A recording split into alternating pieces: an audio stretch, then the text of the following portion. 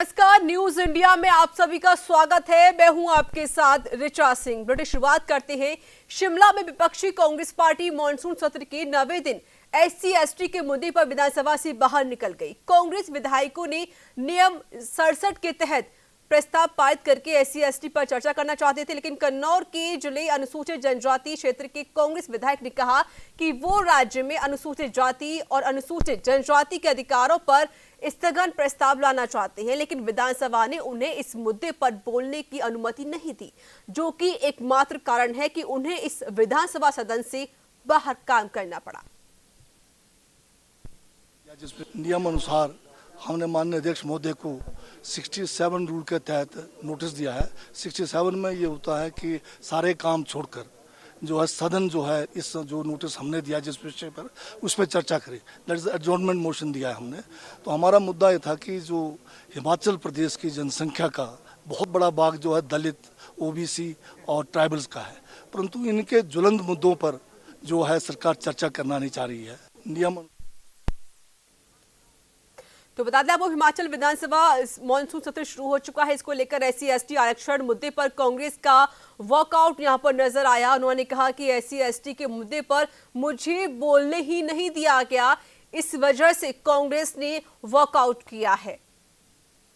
तो हिमाचल विधानसभा का मॉनसून सत्र शुरू हो चुका है। इसी को लेकर कांग्रेस का इस दौरान वॉकआउट नजर आया। उन्होंने कहा कि जब एससी एसटी के मुद्दे को लेकर कांग्रेस ने सवाल जवाब करने की कोशिश की तो उनको इस पर बोलने के लिए कोई अनुमति नहीं दी गई, जिस वजह से कांग्रेस ने वॉकआउट किया।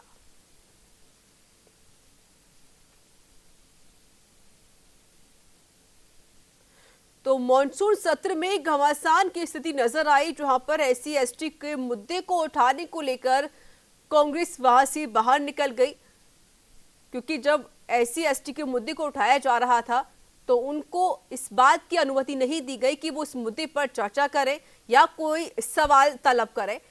और इसी को लेकर कांग्रेस ने हिमाचल विधानसभा के मॉनसून सत्र पर वॉकआउट कर दिया। एससी एसटी आरक्षण मुद्दे को लेकर कांग्रेस का वॉकआउट नजर आया।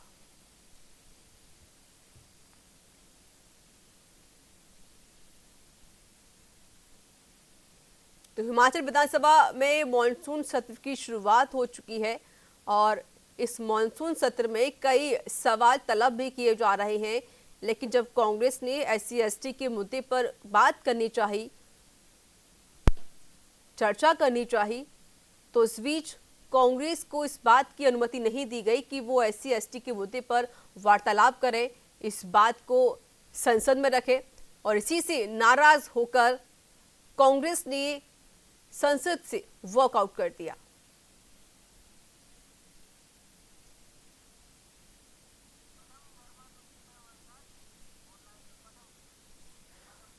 और हमारे साथ जुड़ चुके हैं राजनीतिक विश्लेषक पदम वर्मा।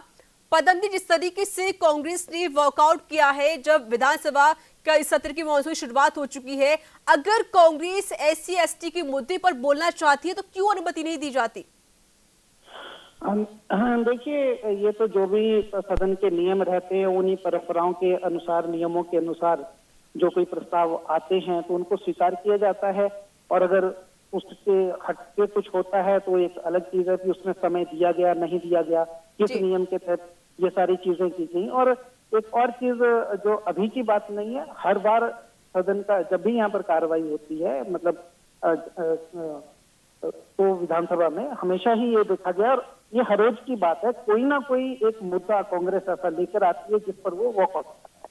लेकिन पदम जी, सोचने वाली बात है, जब भी कांग्रेस कोई मुद्दा लेकर आती है तो आखिरकार क्या विपक्ष को बोलने का अधिकार नहीं है विधानसभा में? बिल्कुल है। अगर वो किसी भी नियम के तहत कोई चीज लेकर आती है तो उनको वो समय दिया जाता है वो, लेकिन वो अगर वो नियम छोड़कर धरना देकर या सीधा अध्यक्ष के पास जाकर सीधा ही कि हाँ जी अभी हमें ये चीज करने दीजिए, तो शायद उसमें वो, क्योंकि सारे मिनट्स जब बनते हुए होते हैं हर चीज के, तो मिनट्स के मुताबिक ही सारा कुछ होगा।